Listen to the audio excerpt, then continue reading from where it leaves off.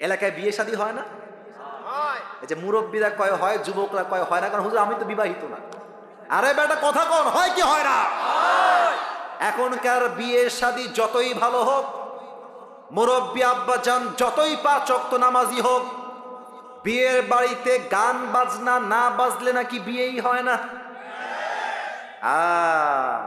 আমি নিজেই দেখলাম এক মুরব্বীকে 5 ওয়াক্ত নামাজ পড়ে, মসজিদের একদম অ্যাক্টিভ মুসল্লি, বাট মেয়ের বিয়েতে ডিজে বক্স বাজতেছে। আব্বা জান, ওই নামাজ দিয়ে কোনো কাজ হবে না যেই নামাজ দিয়ে আপনি আপনার মেয়ের বিয়েতে ডিজে বক্স বন্ধ করতে পারেন না।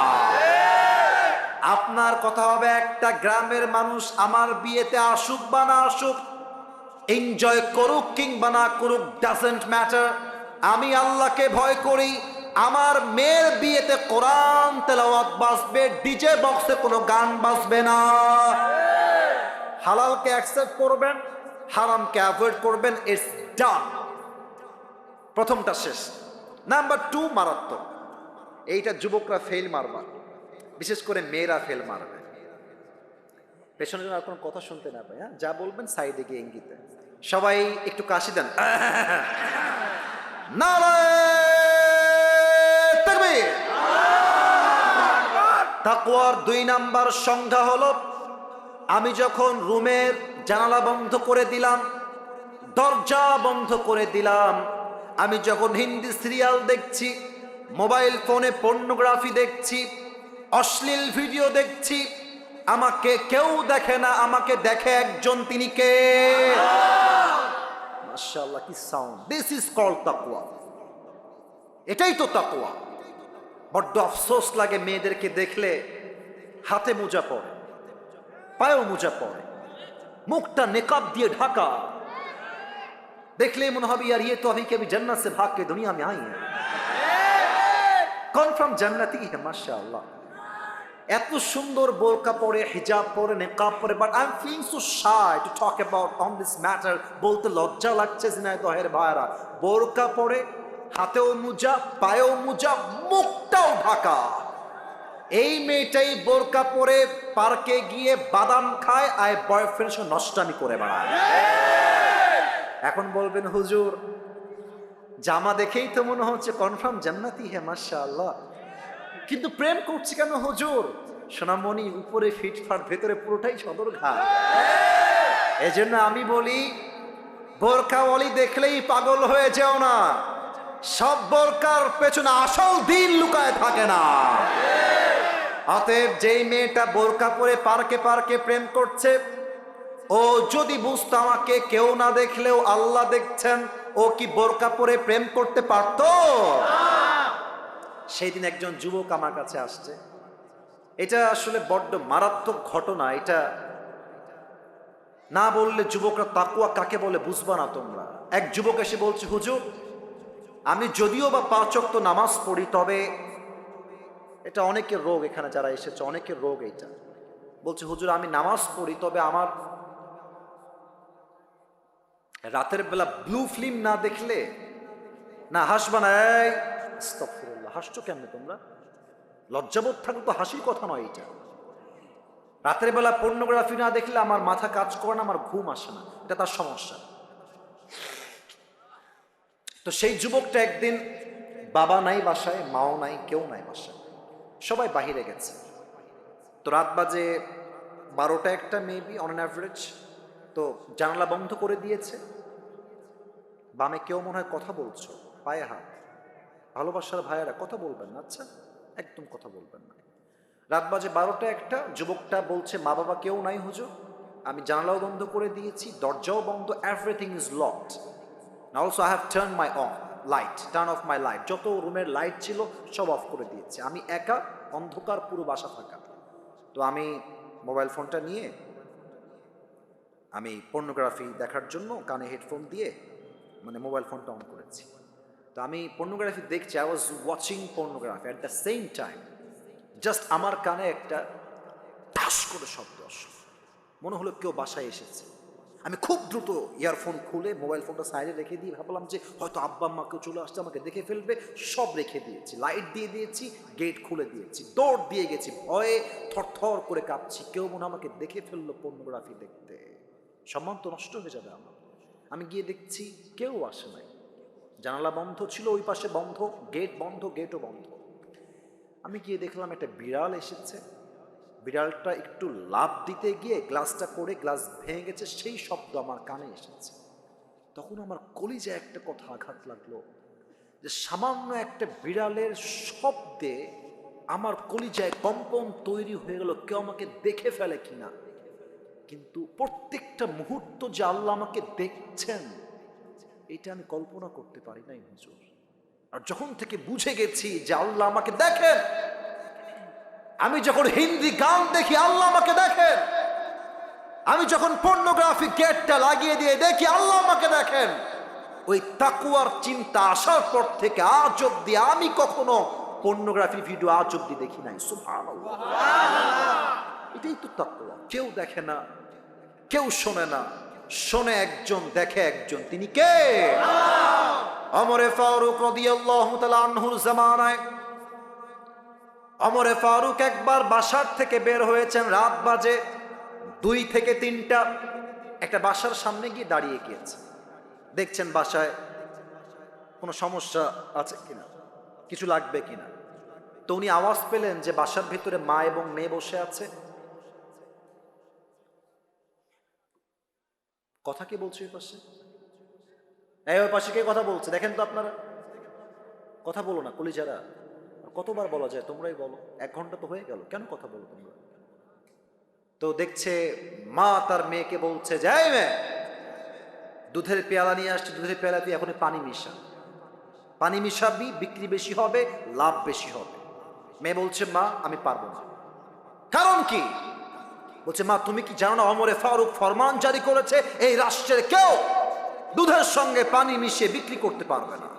মা বলছে আরে বাদ দে, কোথায় ওমর, কোথায় তার সৈন্য, কোথায় পুলিশ, কোথায় বিডিআর, কোথায় র্যাব, কেউ নাই, তুই মিশা পানির সঙ্গে দুধ মিশা। বলছে মা আমি দুধের সঙ্গে পানি মিশাইতে পারবো না, কারণ হলো ওমর নাই, পুলিশ নাই, র্যাব নাই, বিডিআর নাই, কেউ নাই, বাট এই মুহূর্তে আমাকে দেখছে একজন, আওয়াজ দিয়ে বলেন সবাই তিনি কে? এই কথা শুনে ওমরে ফারুক বাহির থেকে থরথর করে কেঁপে উঠেছে। আরে একটা যুবতী মেয়ের মাঝে এই পরিমাণ আল্লাহর ভয়! ওমরে ফারুক বুদ্ধি করে বাসার দেওয়ালে একটা দাগ টেনে দিয়েছে। আগামীকাল সকালবেলা সন্তান আব্দুল্লাহ ইবনে ওমরকে ডাক দিয়ে বলছে এদিকে আসো। ও আব্বা জান তুমি কি বিয়ে করতে চাও কিনা আমাকে বলো। তো ছেলে বলছে আব্বা আমি বিয়ে করতে চাই, তবে পাত্রীকে। ওখানে একজন উঠে যাচ্ছে, এই যে এই যে এই যে এই যে এই যে একজন, এই যে মুরব্বী বসেন। একজনও ওঠেন না 1 ঘন্টা, একজন উঠলে আমার চোখ আছে, সবার দিকে আমার চোখ যাচ্ছে।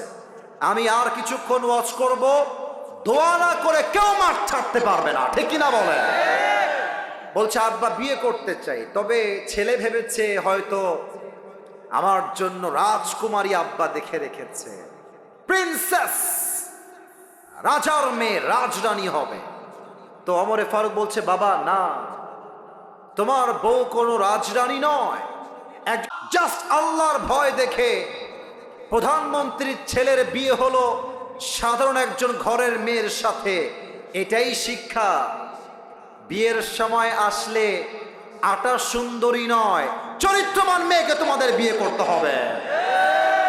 আচ্ছা একবার ভাবো তো, যেই মেয়েটা সামান্য কয়েকটা ফ্যান ফলোয়ার্স পাওয়ার জন্য টিকটক করে বেড়ায়, যেই মেয়েটা সামান্য কয়েকটা ফলোইং এর জন্য দেহের পোশাক খুলতে দ্বিধাবোধ করে না, লজ্জাবোধ করে না, সেই টিকটকার মেয়ে তোমার বউ হলে তোমার জীবনটাই নষ্ট হয়ে যাবে, ঠিক কিনা বলো? অতএব বিয়ের ক্ষেত্রে চরিত্রহীন নয়, আটা সুন্দরী নয়, একমাত্র চরিত্রবান মেয়ে আমার বউ হওয়ার যোগ্যতা রাখবে, ঠিক কিনা বলে? আল্লাহ দেখেন, কেউ না দেখলো। 2 নাম্বার হাদিস বলতে চাই, আসলে ভাই 5 আগস্টের পূর্বে দেশে যেই পরিমাণ দুর্নীতি হয়েছে, পুরো দেশটাকে তারা ফকির বানায় দিয়েছে। আপনাদের মনে আছে কমিটির একজনের ফোন হারায় গেছে। কখন হারাইছে এটা? কখন হারাইছে এটা? ওই আনার সময়। আহা আহা ভাই, কেউ যদি পেয়ে থাকেন আমি বিনয়ের সঙ্গে বলবো, প্লিজ, এই কষ্ট আমি বুঝি, ফোনটা কেউ পেলে একটু দিয়ে যাবেন, রেকর্ড হচ্ছে তো পরে বদনাম হয়ে যাবে। কেউ যদি পেয়ে থাকেন একটু দিয়ে যান। এই গত 2 দিন আগে আমার একজন ক্যামেরাম্যান, আমার সবচেয়ে কাছের ছেলে, ওর ফোনটাও হারায় গেছে। অবাক হবেন আপনারা শুনলে। ওই মাহফিল তো যখন নেমে আসি, তো মানে নেমে যখন গাড়িতে উঠি তখন প্রচুর ক্রাউড হয় মানুষের মারামারি হাত মিলাবার জন্য। তো ওই ছেলেটা পেছু পেছু আসছিল, ঠাস করে ফোনটা পড়ে গেছে এবং ফোনটা পড়ার সঙ্গে সঙ্গে কে যেন তুলে নিয়েছে।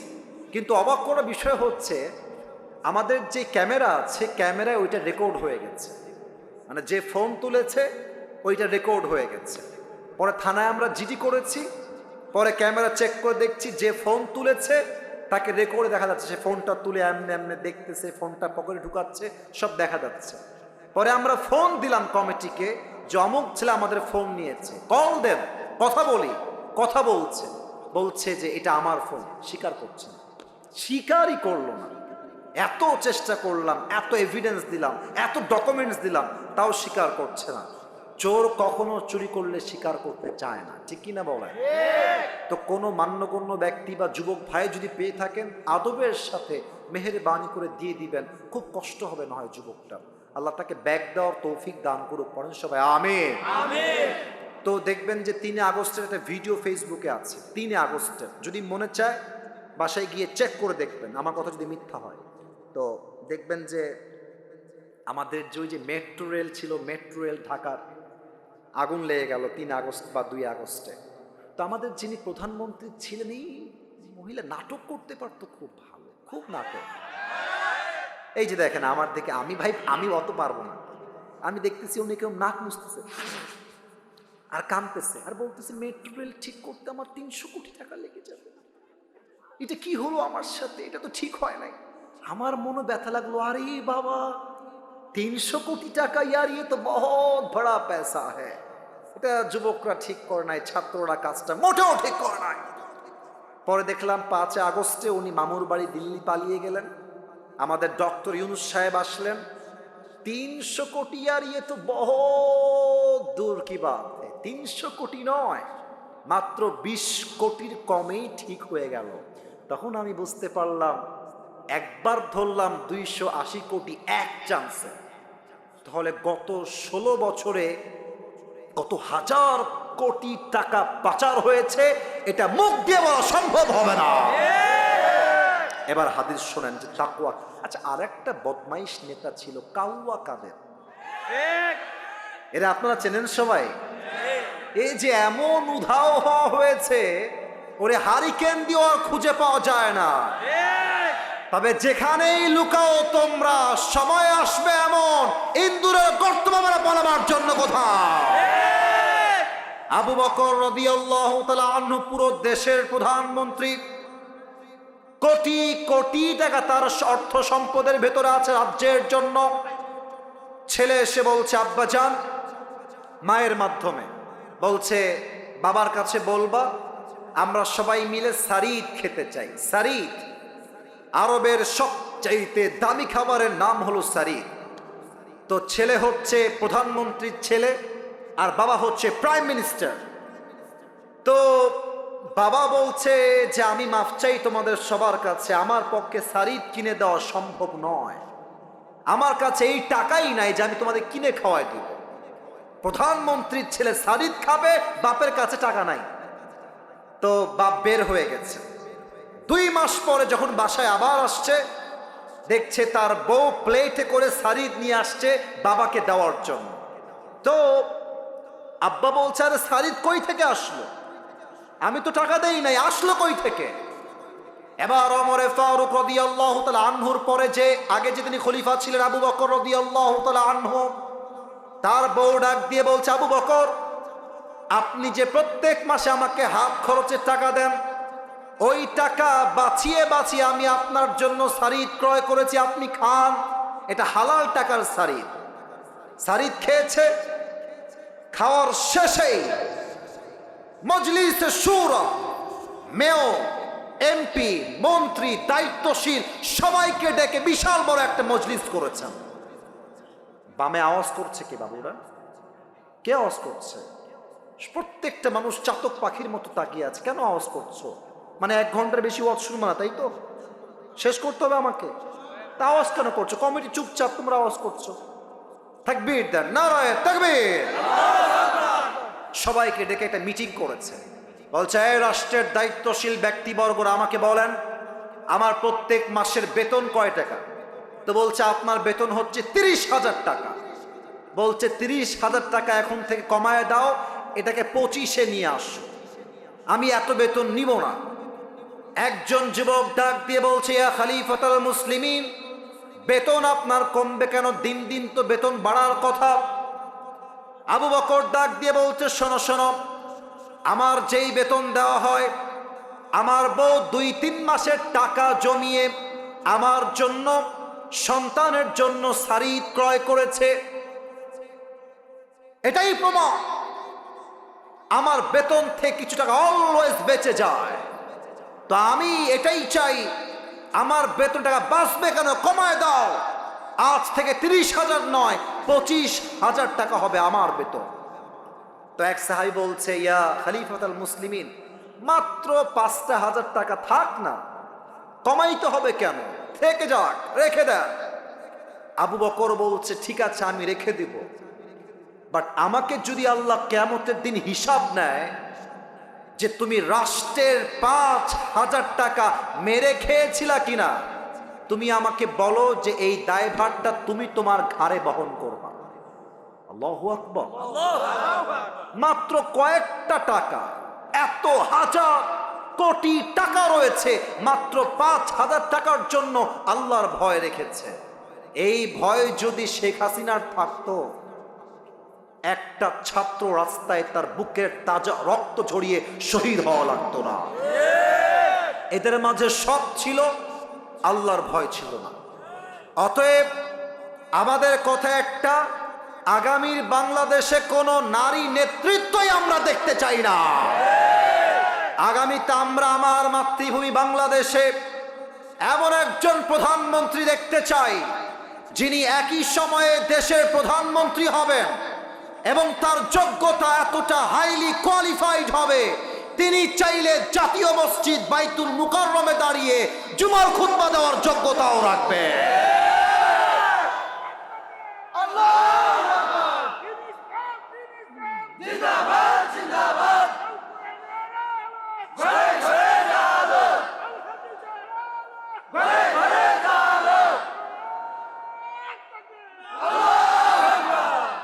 বাঘের বাচ্চা তাকবীর দিয়েছে, ঠিক কিনা বলে? আমার সঙ্গে একবার দিবেন তো, জাস্ট একবার কাশি দেন সবাই। নারায়ে তাকবীর। তাহলে তাকওয়ার 2 নাম্বার সংজ্ঞা হলো, কেউ দেখে না, কেউ শোনে না, শোনে একজন, দেখে একজন। তিনি কে? এবার একটা গল্প বলবো কোরআন হাদিসের বাহিরে। এখন আপনারা বলবেন, এখন তাফসীর তো 1 ঘন্টা ঠিকঠাক ছিল হুজুর, গল্প বলবেন কেন? বলা যাবে না? এটা শিক্ষার জন্য বলবো, বলা যাবে কি যাবে না? এই যে যে যুবকগুলো এসেছে সব তাগড়া, 19, 20, 21, 22 বয়স। বলবেন, এই চলো নামাজে যাই। বলবে, হুজুর প্যান্টটা আমার খারাপ, নামাজ পড়তে পারবো না। আছে না নাই? প্যান্ট খারাপ নয়, চরিত্র খারাপ। ছোট্ট একটা গল্প বলছি তাকওয়াকে ঘিরে, বুঝবেন, মেসেজ নিবেন। 2 নাম্বার মেসেজ বলবো, পুরস্কার দিয়ে দোয়া করে বাসায় ফিরে যাব। রাজি আছেন তো ইনশাআল্লাহ? যুবকরা একদিন ঠিক হবে বোঝাবার জন্য আমি একটা গল্প মাঝে মাঝে বলি। আমার বাসা তো খুলনায়, আমার ভাষার মধ্যে খুলনার টান মাঝে মাঝে চলে আসে, তা আমি কিছুটা খুলনার ভাষায় বলবো, শুনবেন তো ইনশাআল্লাহ? ওই ব্যাঙে আর সাপে ছিল চরম বন্ধুত্ব। আমাকে বলতে হবে ব্যাঙ আর সাপ। এই যে স্যাররা কথা কয়, আপনারা কথা কন না। What is this? ব্যাঙ আর সাপ। তো একদিন ব্যাঙ আর সাপ বসে আছে মাঠের উপরে।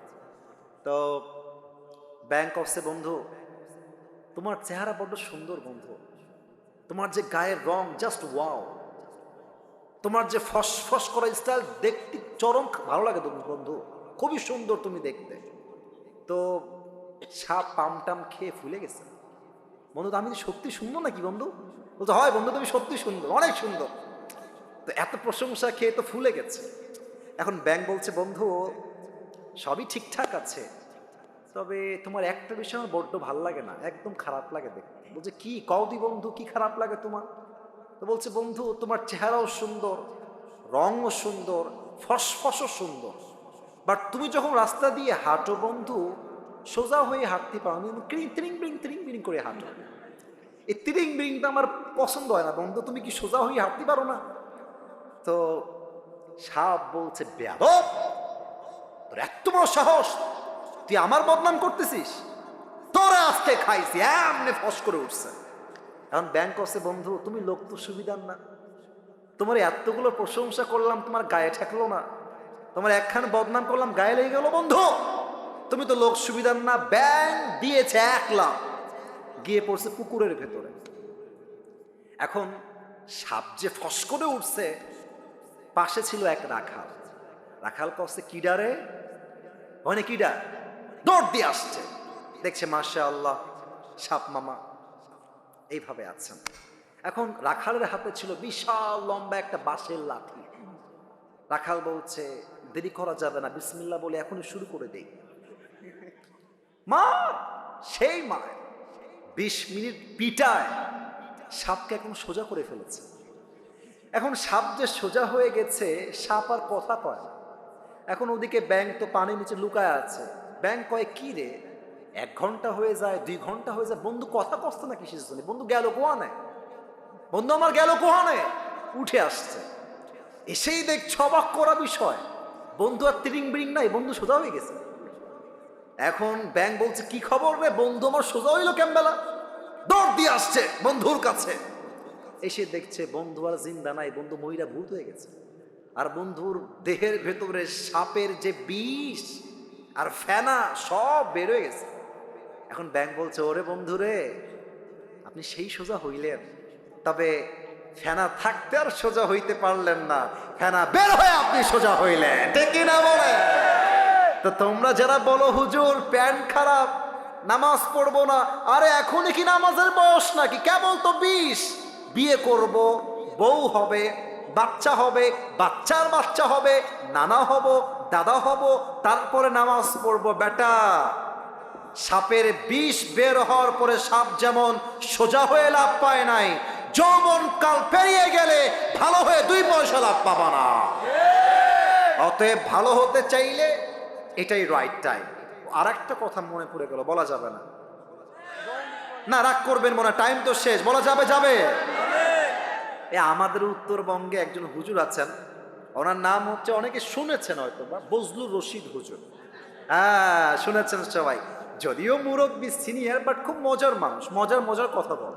তো উনি সেদিন বললেন যে যুবক বয়সে যে ভালো হইতে পারে না, ও জীবনেও ভালো হইতে পারে না। বোঝাবার জন্য একটা এক্সাম্পল দিলেন। এক ছেলে বাপের সঙ্গে ঝগড়া, বাপকে একদম মাইরা ফেলছে, রেগে গিয়ে একদম মেরে ফেলছে। এখন ভাবতেছে মেরে তো ফেললাম, এখন তো আমার জেল হয়ে যাবে, বাঁচা যায় কেমন করে? এখন এলাকার মুরব্বীদের কাছে গিয়েছে, মুরব্বী একটা বুদ্ধি দেন, এই হত্যার দায়ভার থেকে বাঁচতে চাই। তো মুরব্বীরা বলছে বাবা আমাদের কাছে কোনো বুদ্ধি নাই, শৈলকুপায় যাও, এক মুরব্বী আছে, যদিও বা নাই, আমি জাস্ট এক্সাম্পল হিসেবে বলছি, যে মুরব্বী যুবককালে খুব বদমাইশ ছিল, মুরব্বী হয়ে হজ করে এখন দাড়ি টুপি রেখে আল্লাহওয়ালা হয়ে গেছে, ওনার কাছে যাও, উনি বুদ্ধি দিবেন। যুবক বলছে তাই নাকি, ঠিক আছে আমি সেখানে যাব। শৈলকুপা আসছে, মুরব্বী একটা বুদ্ধি দেন, বাপকে তো আমি মাইরা ফেলছি রাগের ঠেলায়। মুরব্বী বলছে বেয়াদব কোথাকার, তুই কি ভাবিস আমি খারাপ আছি নাকি? আমি তো ভালো হয়ে গেছি। যদি আমি ভালো না হতাম, আগের মতোই খারাপ থাকতাম, তাহলে বলতাম যেহেতু মেরেই ফেলেছিস কিছু করার নাই, এখন তুই রশি দিয়ে ফাঁসি টাঙায় তো, মানুষ বলবে রশি দিয়ে ফাঁসি দিয়ে মরে গেছে, যেহেতু আমি ভালো হয়ে গেছি তাই আমি তোকে বলবো না। বুঝলে বুঝপাতা, না বুঝলে? তার মানে তাকওয়া যদি অর্জন করতে চান, বৃদ্ধ বয়সে নয়, যুবক বয়সে মুত্তাকি হওয়া লাগবে। 1 নাম্বার শেষ, 2 নাম্বারটা বলেই আমরা পুরস্কার দিব। 2 নাম্বারটা হচ্ছে প্রকৃতপক্ষের মুসলমান না হয়ে কবরে এসো না। বলেন তো এই দেশটা কাদের দেশ? এই যে এইদিকে সোনামণিরা এইদিকে তাকাও, এই দেশটা কাদের দেশ? মুসলমানদের দেশ। আমি বলতে খুব লজ্জা পাচ্ছি, আমার কথা শেষ, আর কোনো কথা নাই। এই ভারত বাংলাদেশের সবচেয়ে বড় শত্রু। আর যে সাংবাদিকগুলো আছে এদেরকে আমার সাংবাদিক মনে হয় না, মনে হয় হকার। আর একটা আছে দেখবেন, বাংলাদেশ আর থাকবে না, না বাংলাদেশ আর থাকবে না। তা আমি বলি তুমি চট্টগ্রাম নিবা, ফেনী নিবা, তো আসো, নিতে হলে তো আসতে হবে, তখন তোমার সঙ্গে খেলা হবে। আমার তো বিশ্বাস খুলনার সন্তান হিসেবে ভারতের এই সমস্ত কুলাঙ্গার সাংবাদিকদেরকে সাইজ করবার জন্য কাউকে দরকার নাই, ঝিনাইদহের সন্তান নাই, এনাফ হয়ে যাবে।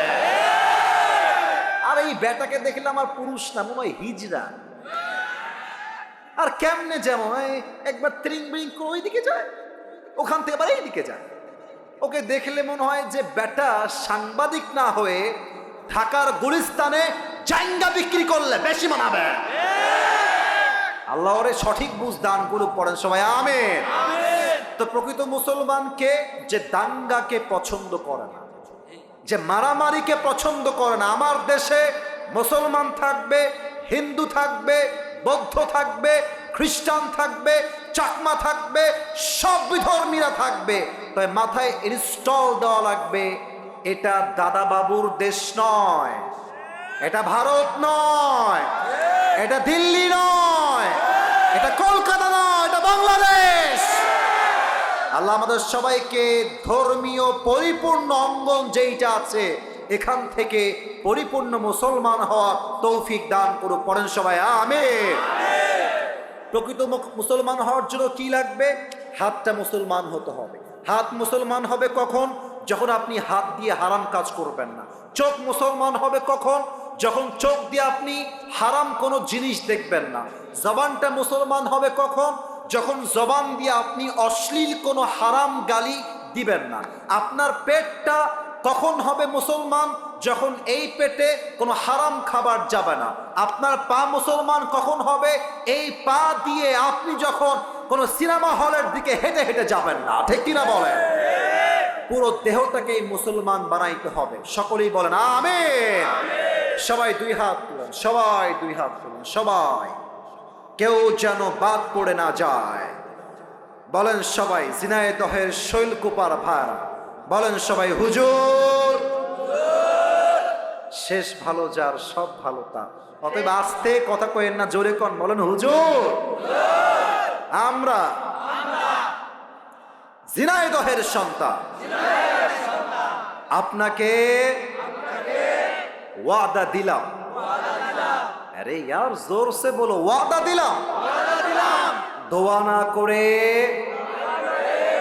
আমরা কেউ, আমার 2 হাত দেখবেন, আমি যেমনে বলবো exactly you have to copy.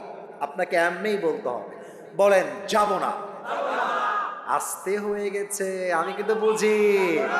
বলেন সবাই যাব না, বলেন সবাই ইনশাআল্লাহ। হাত নামান। এবার পুরস্কার দিয়ে দোয়া হবে, 12টার সময় ক্লোজ হবে। আজকের ওয়াজের চাইতে ফজরটা জামাতে পড়া 1000 গুণ বেশি দামি ঝিনাইদহের ভাড়া। আমি পুরস্কার দিব পুরো ওয়াজটাকে 1 থেকে 1.5 মিনিটে। জাস্ট সারাংশ বলছি।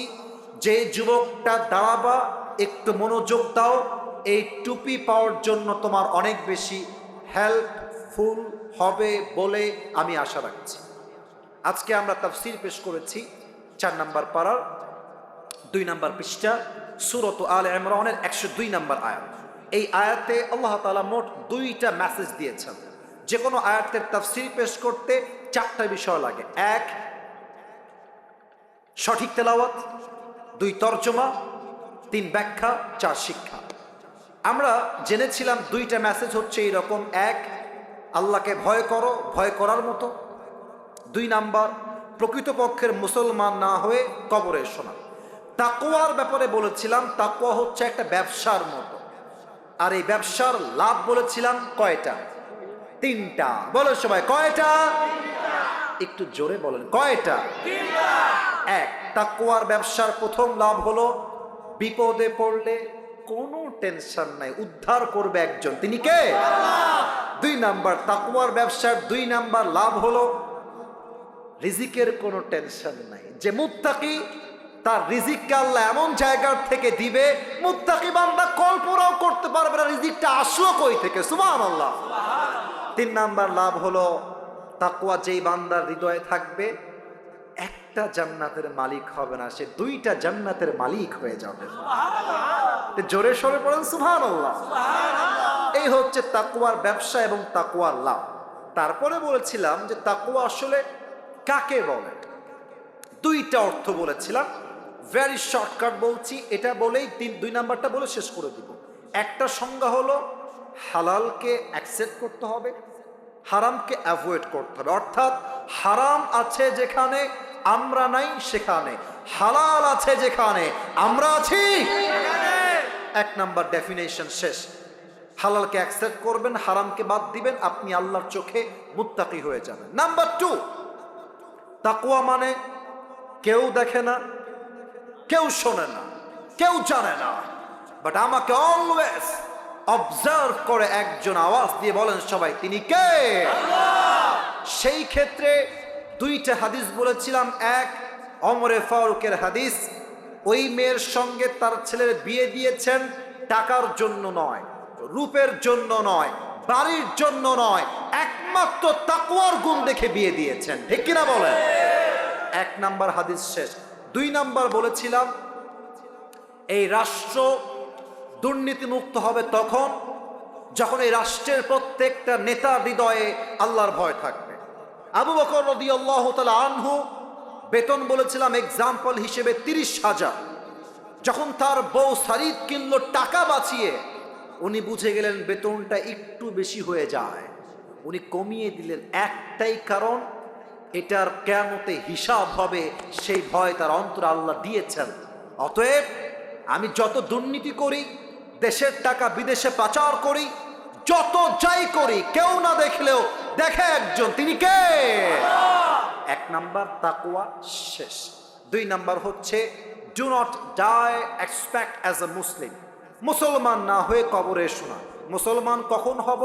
চোখ যখন মুসলমান হবে, হাত যখন মুসলমান হবে, পা যখন মুসলমান হবে, জবান যখন মুসলমান হবে, পেট যখন মুসলমান হবে। পা মুসলমান হবে কখন? যখন এই পা দিয়ে হারাম কোনো কাজে আমরা পদক্ষেপ নিব না। হাত মুসলমান হবে কখন? যখন এই হাত দিয়ে আমি মাস্টারবেশন করব না, যখন এই হাত দিয়ে আমি চুরির দিকে হাত বাড়াবো না, তখন আমার হাতটা মুসলমান হবে। এই চোখ মুসলমান হবে কখন? যখন আমি এই চোখ দিয়ে কোনো গায়রে মাহরাম নারীর দিকে চোখ তুলে তাকাবো না। আমার জিহবা মুসলমান হবে কখন? যখন আমি জিহবা দিয়ে কোনো গীবত করব না, গালি দিব না। আমার পেট মুসলমান হবে কখন? যখন আমার এই পেটে হারাম কোনো খাদ্য প্রবেশ করবে না। ঠিক কিনা বলেন? এই দুইটা মেসেজ এবং তাকওয়ার ব্যবসার লাভ তিনটা। আমি প্রশ্ন করলে উত্তর দিতে পারবে, তিনবার চান্স দেওয়া হয়, বেঁধে গেলে আমি উত্তর নিজেই বলে দেব। তিনবার যদি বেঁধে যাও, এমন কোন যুবক যে পারবা প্রশ্ন করলে উত্তর দাঁড়িয়ে যাও বাঘের বাচ্চার মতো, কে আছে? একজন আছে, পাওয়া গেছে। ভাই আপনি এই পাশে চলে আসেন, এই পাশে।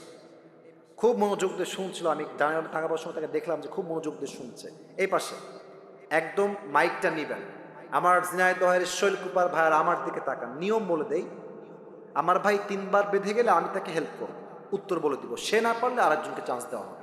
আর দুই নম্বর নিয়ম হলো, যারা অডিয়েন্স এখন এসেছেন, বসে আছেন, দে আর মাই রিয়েল অডিয়েন্স। যারা দুই একজন চলে গেছে, হয়তো আমার চেহারা দেখতে তারা এসেছিল, বাট এখন যারা এসেছে আমাকে দেখার জন্য কেউ আসে নাই, একমাত্র আল্লাহর ভালোবাসায় তারা মাহফিলে অংশগ্রহণ করেছে। ঠিক কিনা?